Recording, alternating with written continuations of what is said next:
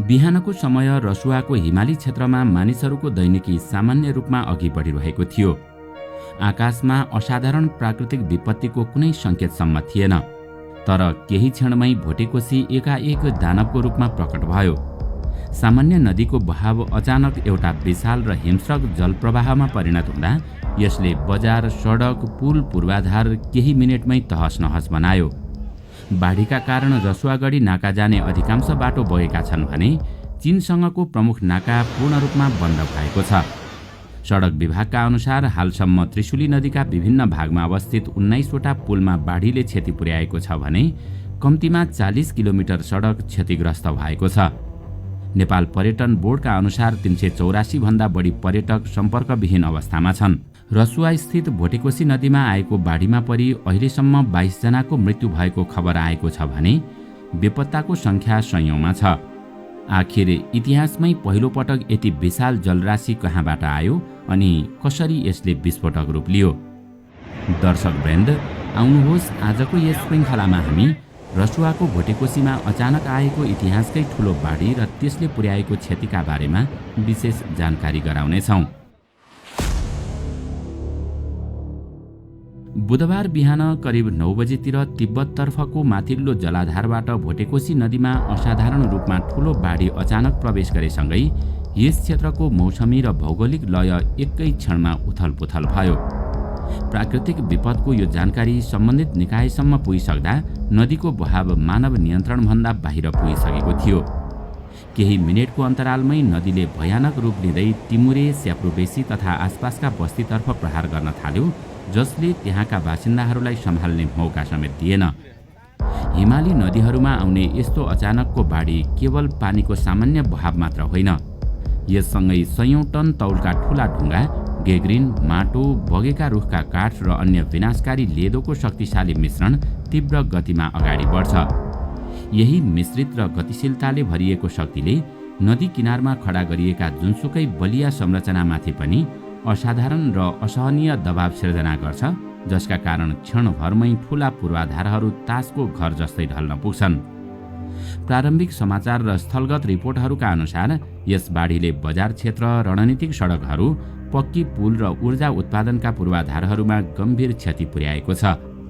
स्वतन्त्र ऊर्जा उत्पादकहरूको संस्था इपानका अनुसार भोटेकोसीमा आएको बाढीले रसुवा र नुवाकोटका 13वटा जलविद्युत आयोजनामा क्षति पुगेको जनाएको छ। रसुवा क्षेत्रमा आएको यस आकस्मिक बाढीबाट विभिन्न जलविद्युत आयोजना तथा उच्च भोल्टेजका प्रसारण लाइनका संरचनाहरू प्रत्यक्ष रूपमा प्रभावित भएका छन्। दर्जनौं पक्की घरहरू र नदीमाथि बनेका महत्त्वपूर्ण पुलहरू पूर्ण रूपमा बगाएको छ भने कतिपय सुरक्षाकर्मी तथा स्थानीयको अन्य व्यक्तिहरूसँग सम्पर्क समेत पूर्ण रूपमा विच्छेद भएको छ। वास्तवमा यो विपत्तिमा कति मानवीय क्षति भयो र कति भौतिक संरचनामा क्षति पुग्यो भन्ने एकिन विवरण सरकारी निकायबाट तत्काल सार्वजनिक नहुन सक्छ। तर सार्वजनिक भएका तस्बिर, भिडियो, स्थानीय जनप्रतिनिधि, स्थानीय बासिन्दा र सुरक्षा निकायबाट प्राप्त प्रारम्भिक विवरण हेर्ने हो भने यसले निकै ठूलो जनधनको क्षति पुर्याएको देखिन्छ। टिमुरे र स्याप्रोबेसीमा विनाश। रसुवाको उत्तरतर्फ अवस्थित टिमुरे र स्याप्रोबेसी क्षेत्र भोटेकोसी नदीमा आएको यस प्रलयकारी बाढीको सबैभन्दा बढी प्रत्यक्ष चपेटामा परेका केन्द्रबिन्दुहरू हुन्, जहाँ प्राकृतिक प्रलयले केही घण्टाभित्रै सम्पूर्ण भूगोलको मुहार कुरूप बनाइदिएको छ। नेपाल चीन सीमापार व्यापारको प्रमुख मुहान तथा ट्रान्जिट पोइन्टको रूपमा स्थापित रसुवागढी नाका नजिकै रहेको टिमुरे बजार क्षेत्रमा पानी र विशाल लेदोको ढिस्को अचानक पस्दा त्यहाँको आर्थिक तथा सामाजिक जीवन पूर्ण रूपमा तहस नहस बनेको छ। व्यापारिक प्रयोजनका लागि बनाइएका ठूला गोदामहरू, कन्टेनर पार्किङ स्थलहरू र सयौं स्थानीय घरहरू केही मिनेटमै बालुवा र ढुङ्गाले पुरिएर चिनिनै नसक्ने बगरमा परिणत भएका छन्। रसुवा भन्सार प्रमुख राजेन्द्र ढुङ्गानाका अनुसार भन्सार यार्डमा चेक जाँचका लागि रहेका विद्युतीय गाडी र ढुवानी ट्रक गरी 300 भन्दा बढी गाडी बगेका छन्। टिमुरेमा विध्वंस मचाएर स्याप्रोबेसी क्षेत्रमा प्रवेश गर्दा यसले अस्वाभाविक रूप लिएको थियो, जसले तटवर्ती बस्तीमा रहेका घर र भौतिक संरचना बगाउँदै अघि बढिरहेको कहाली लाग्दो दृश्य हामी यो भिडियोहरूमा देख्न सक्छौं।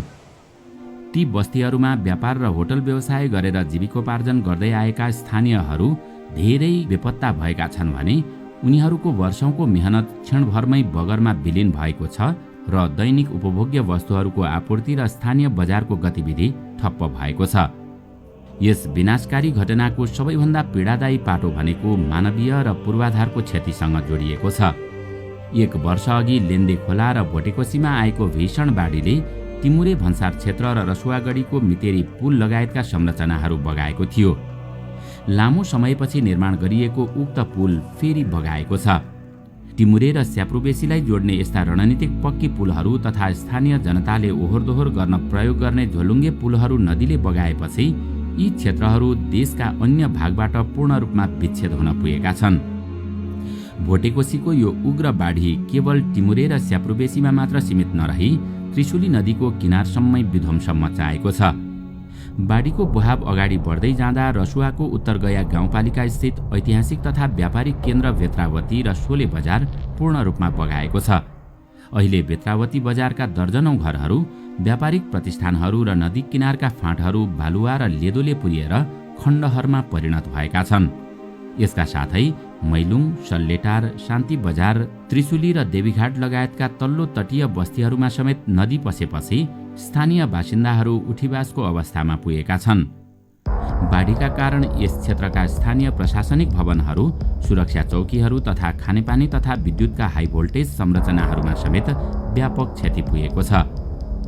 उत्तरतर्फको सीमावर्ती क्षेत्रदेखि तल बेत्रावतीसम्मको सम्पूर्ण भूभागमा नदीको वेगले सडक मार्गहरू पूर्ण रूपमा भङ्ग गरिदिएको छ, जसले गर्दा उद्धार टोलीहरूलाई समेत प्रभावित क्षेत्रमा पुग्न र आपतकालीन सहायता सामग्री वितरण गर्न अत्यधिक कठिनाई उत्पन्न भएको छ।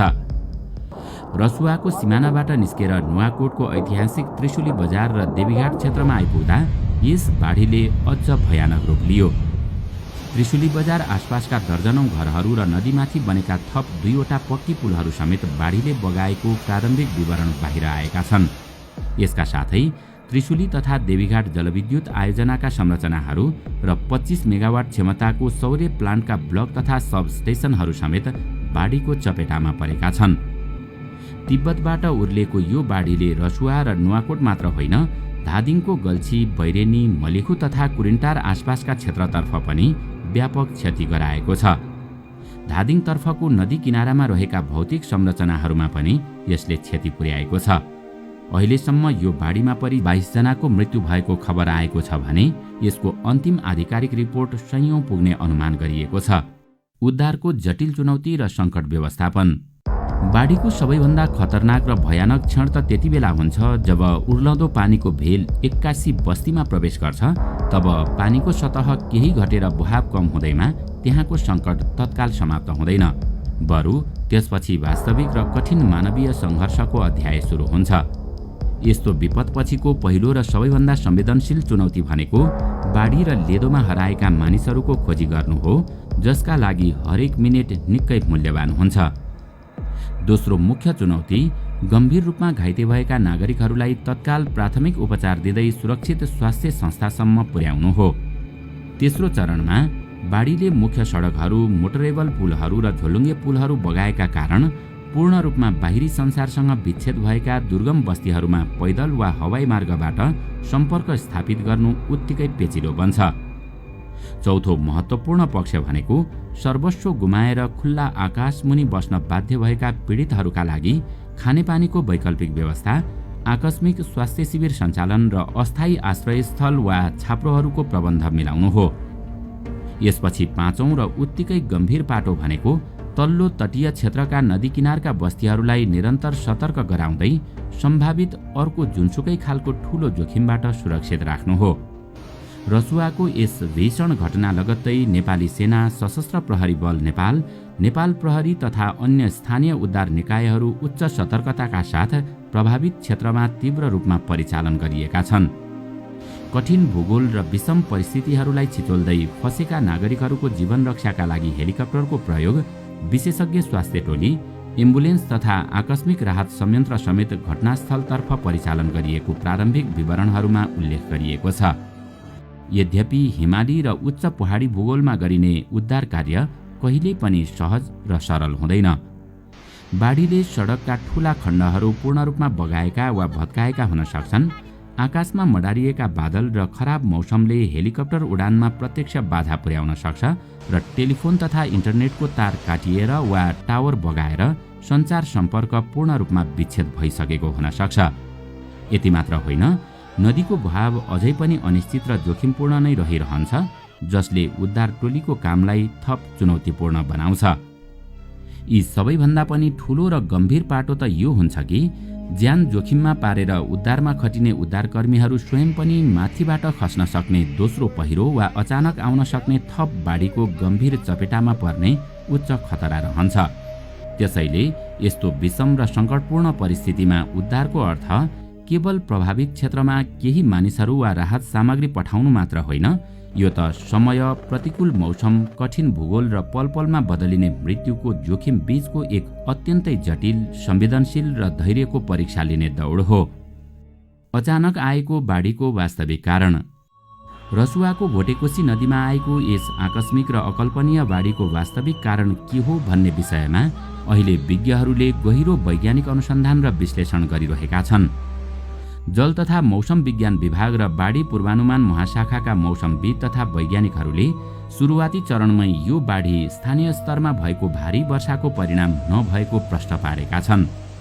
मौसम विभागको तथ्याङ्क अनुसार घटनाको समयमा रसुवा तथा आसपासका नेपाली भूभागमा नदीको बहाव अचानक उच्च बनाउने गरी कुनै पनि ठूलो वा लगातार वर्षा भएको थिएन, जसले गर्दा यो विपद सामान्य मौसमी गडबडी भन्दा पनि पूर्ण रूपमा भिन्न रहेको देखिन्छ। मौसमविदहरूले उपग्रहबाट प्राप्त तस्बिर र मौसमका तथ्याङ्कहरू विश्लेषण गर्दा यसको मुख्य उद्गम बिन्दु नेपालको सिमाना पारी चीनतर्फको तिब्बत क्षेत्रमा रहेको खुलेको छ। तसर्थ नेपाली भूभागमा पानी नै नपरी अचानक उर्लेर आएको यो महाविनाशको पछाडि माथिल्लो जलाधार क्षेत्रमा घटेको कुनै पनि भौगोलिक तथा जलवायुजन्य घटना जिम्मेवार रहेको पुष्टि हुन्छ। प्राथमिक अध्ययन र वैज्ञानिक अनुमान अनुसार यस अभूतपूर्व बाढीको प्रमुख कारण सीमापार तिब्बततर्फ हिमनदी पग्लिएर बनेका संवेदनशील तालहरूको विस्फोट वा त्यही क्षेत्रमा भएको अतिवृष्टि हुन सक्ने औल्याइएको छ। हिन्दुकुश हिमालय क्षेत्रमा तीव्र रूपमा बढिरहेको वैश्विक तापक्रमका कारण उच्च हिमाली क्षेत्रमा बरफ पग्लेर ठूला र जोखिमपूर्ण हिमतालहरू बन्ने क्रम बढ्दो छ।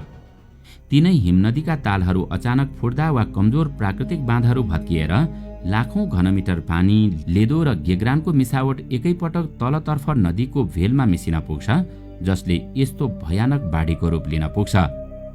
रसुवाको भोटेकोसीमा आएको यो बाढी पनि लिन्दे खोला वा तिब्बततर्फका अन्य सहायक नदीहरूको जलाधार क्षेत्रमा अचानक घटेको यस्तै किसिमको हिमनदी ताल विस्फोट वा हिमपहिरोको परिणाम भएको प्रारम्भिक निष्कर्ष निकालिएको छ। यस घटनाले नेपालीलाई फेरि एकपटक सीमापार जलक्षेत्रको वैज्ञानिक निगरानी, वास्तविक समयको सूचना आदान प्रदान प्रणाली र पूर्व चेतावनी संयन्त्रको अभावलाई उजागर गरेको छ। जलवायु परिवर्तनका कारण हिमालयहरूमा हिउँहरू पग्लेर ताल बन्ने क्रम बढ्दो छ। यस्तो अवस्थामा बढ्दै गएका हिमतालहरूको खोज अनुसन्धान गरी त्यसबाट जोगिन आवश्यक प्रक्रिया र पूर्व चेतावनी संयन्त्र राख्नु अति आवश्यक छ। नत्र यस्ता हिमतालहरू कुनै पनि बेला विस्फोट भएर हाइड्रोबमको रूप लिन सक्छ, जसको पीडादायी अनुभव रसुवामा आएको बाढी प्रत्यक्ष उदाहरण हो। दर्शकवृन्द, रसुवाको भोटेकोसीमा आएको यो प्रलयकारी बाढी केवल एक प्राकृतिक प्रकोप मात्र होइन, यो हामी सबैका लागि जलवायु परिवर्तनले निम्त्याएको एउटा भयानक चेतावनी हो। यस कठिन घडीमा हामी सबैले प्रभावितहरूलाई सहयोग गरौँ। बेपत्ता हुनुभएका सम्पूर्ण नागरिकहरूको सकुशल उद्धारको कामना गर्दै आजको यो श्रृङ्खलाबाट बिदा माग्छौँ। नमस्कार।